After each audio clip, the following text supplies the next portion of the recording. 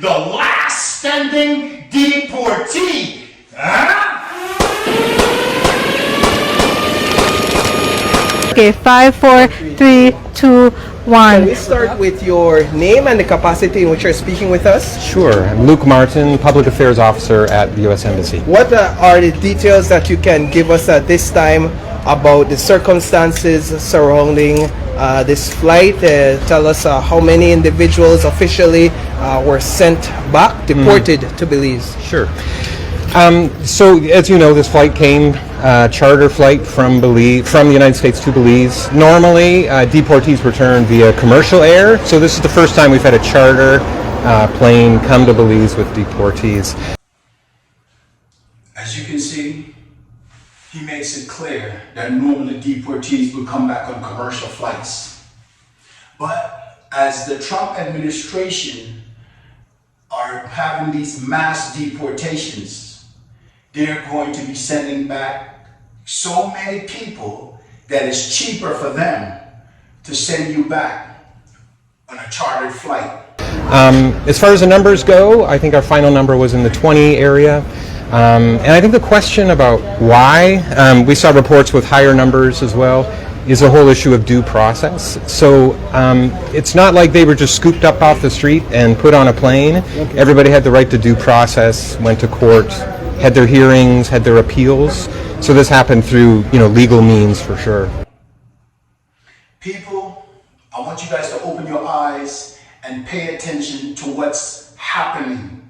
Not what just is happening right now, but what has been happening actually. Because people getting deported is nothing strange. People getting deported from America has never really been a big deal. However, it has always had an ugly stigma to it. And me, being the face of deportation, known to the world as the last standing deportee, it is only right that I take a stand for these people to let them know, I got this. Let me take on this fight. This is going to be easy work. Let's go, baby. Can you speak about why this flight was a charter flight and not a commercial flight? Yeah, so from what we understand, it's an efficiency issue. Every week, Belizeans end up coming back on commercial air.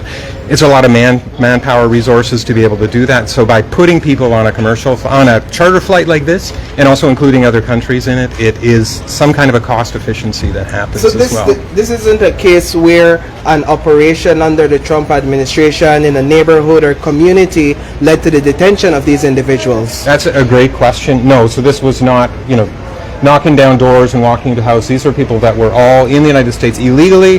The majority of them had crossed into the United States illegally, and then the rest of them were overstays, had visas and they overstayed as well. And the majority of them did have some kind of criminal offense in the United States as well. Stick a pin in that right there. That word, criminal offenses in the United States. I want to make it clear to you guys who are watching this video that just about anything can be a criminal offense. In the United States of America, if you're walking across the street when the light is red, it is not green. That is a criminal offense.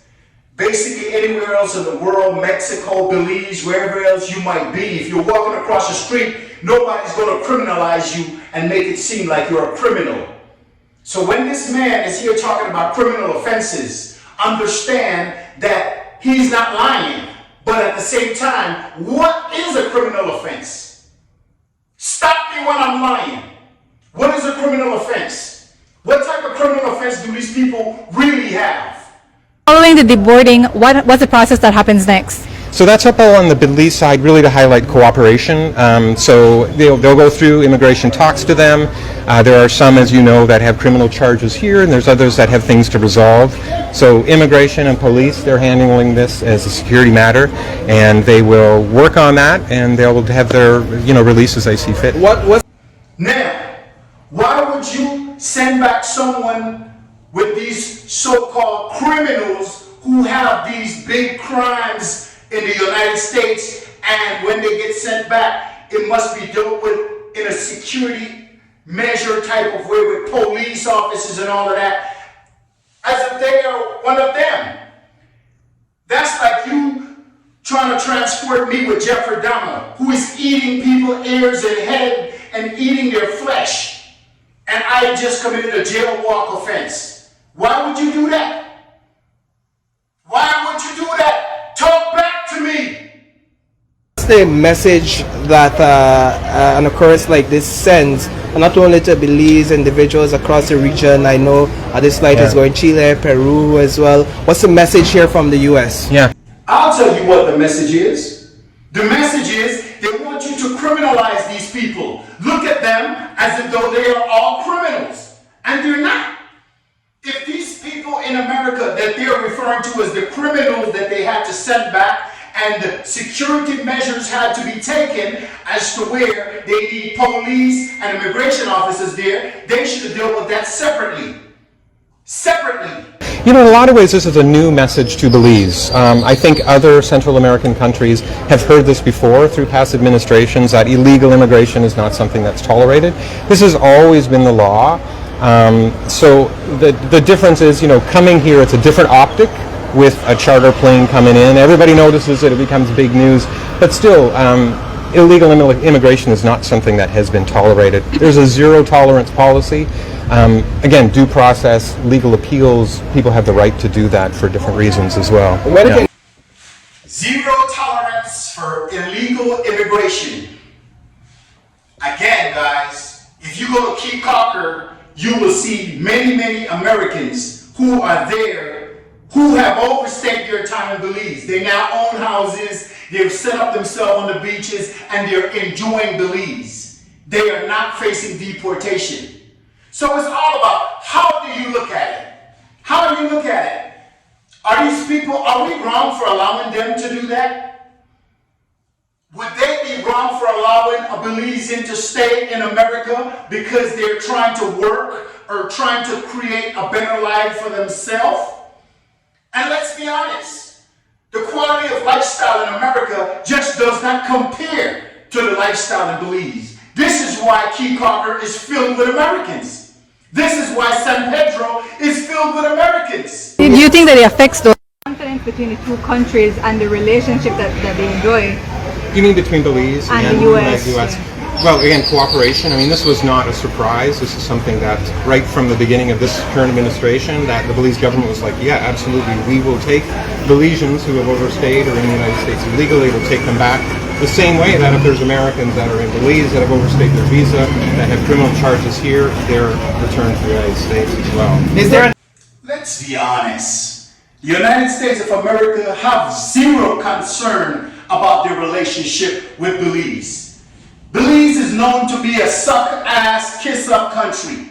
So we kiss ass and we suck up. This is how America look at us. We need a Troy in Belize. Somebody that would actually stand up to these people and say, look, we don't need you here. We don't need your base here. Get away from here. We will take care of ourselves. We're independent and we will share our resources with our people to live our independent life. active pursuit for Belizeans or of Belizeans in the U.S. at this time? So I think what you mean by that, so like breaking down doors kind of thing, that image or that idea of coming into workplaces and scooping people up. No, like that's not something that we're seeing. So everybody on this flight, they were illegally in the United States. And like I said, many of them had charges, ranging from burglary up to, attempted murder. So there were some, serious offenders from both governments' perspectives as well. Will we be seeing? Again, you have to pay attention to that. Pay attention, people. Why would you be sending people back who have serious criminal records, burglary, attempted murder, and you're affiliating these people with the non-criminals? Because there's a lot of people who get deported and have no crime. Or their crime might have been as simple and ridiculous as mine. Me, the last standing deportee. So why would you now be sending these people back with these huge criminals and have security with police and immigration officers to make sure they're there in place? And for what? Because you're trying to criminalize all deportees. You're putting that stigma on these deportees like they're criminals. So guess what? Now the people are going to look at them like they're criminals. Oh, that's one of the deportees that came. Oh, look at that one. Oh man, that's a deportee. Come on, man. Don't let these people fool us anymore, all right? Will we be seeing more of these types of flights? The amount of persons coming on these charter flights?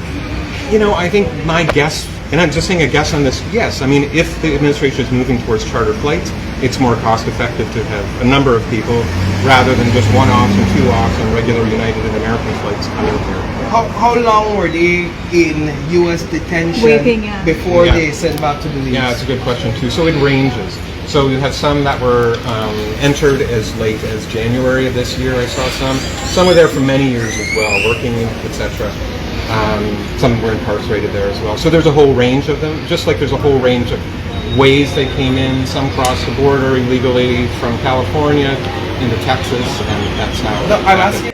That means some of these people were hardcore criminals. They were in prison for years. Now you're deporting them with someone who just crossed the border illegally. Someone who might have overstayed their visa. But they're all going to be looked at like they're big criminals. I'm asking though, Like how long? How long were they detained in U.S. custody before they were put on a flight and sent back to Belize? Yeah, I don't have that information. I think it depends on the person themselves. Again, this whole process of deportation can sometimes take up to 2 years, with the appeals, with the talking with the lawyers, with going back again. So it really does depend. Everyone will have a different story. The crazy thing about the U.S. detention facilities, they're a money grab. They detain these people and they try to keep you there as long as possible. Because the longer you're staying there, the longer you are occupying a space on a bunk bed, the more money the state is making from you. The guards are making off your head. They're making money from commissary and in so many other ways. Phone calls, video calls, everything else that you could think about. It's a big money grab. And they try to keep you as long as possible. You have to fight, and in many cases, as in my case, pay my way out. Are there any children on this flight? Is there a policy where children are concerned? I can say there are no children on this flight, but I can't speak to that policy. I did know that, so yesterday Honduras had one of the first regional flights with people that self-deported. You've seen it reported that $1,000 US given to people that decide to self-deport, flight provided and head back. And there were children and there were parents and families on that flight as well. And I do know that this administration is really pushing for self-deportation rather than, something like this is just. And if people are there illegally and they decide, it's time for me to get back to my family and my work in Belize, that self-deportation through the CBP Home app is a way to do it. And we just saw it in Honduras, and the reports were that it was effective and easy for them. In terms of regionally, do you find that Belize is one of those countries that have fewer deportees compared to the region? We were told that Guatemala sometimes gets up to 18 flights per week. Yeah. Well, population, 17 million versus 400,000. So part of it is that as well. And I think there are some places, as you know, that over the years that they have left for, socioeconomic regions as well. Belizeans are pretty loyal and pretty faithful, and I think there's a lot of reasons for Belizeans to come back here as well. But Sir, that was so nice of you to say. But let's be honest, guys. If there was fair wealth distribution in Belize and we had a true leader, a true Belizean warrior for a leader, the poorest Belizean would be living a better quality of life than someone who is living in the United States and are in the top 10%. We have everything we need in Belize. We don't need nobody to govern us and to be all sticking their nose in Belizean business. And we don't need to be sucking up to America or anybody else. As an independent nation, we should be living an independent life, free from their opinions, free from whatever influences they can even influence us. Because to be honest, there's nothing that we need from them. Difference of numbers, 120 million Mexico, 17 million Guatemala. It's different that way, of course. We know the United States is always looking for third countries, third country partners. Salvador has proven to be one. There are reports of other countries, South Sudan. But is that a conversation that's being had with Belize right now? We know that it's in Panama and Salvador. Well, I believe the administration has talked to multiple countries about taking third country nationals. I know they have had the conversation. Secretary of State has had that conversation here as well. And Belize is very open for taking Belizean citizens, and that's where it stands at present. Yeah. Just finally, what's the makeup here? Are we majority men or women? On this flight itself? Yeah. I think you guys saw the list of it, and like, you know, it's often a majority men that are returning. Yeah. I can't speak to the actual demographic. Don't let that go over your head, guys. Mainly men. Those are the ones getting deported. What do you think? Ladies don't go across the border illegally? Yeah. Good. All right. Thank you so much, Mr. Martin. You're welcome. That was Luke Martin, a representative from the U.S. Embassy, giving us an update. You guys did a wonderful job. Guys, make sure you are subscribed to this channel. Go ahead, click that notification bell, choose all so you're notified first every time I upload a new video. It's your boy Berne, the #1 selling artist in the history of Belize, the last standing deportee.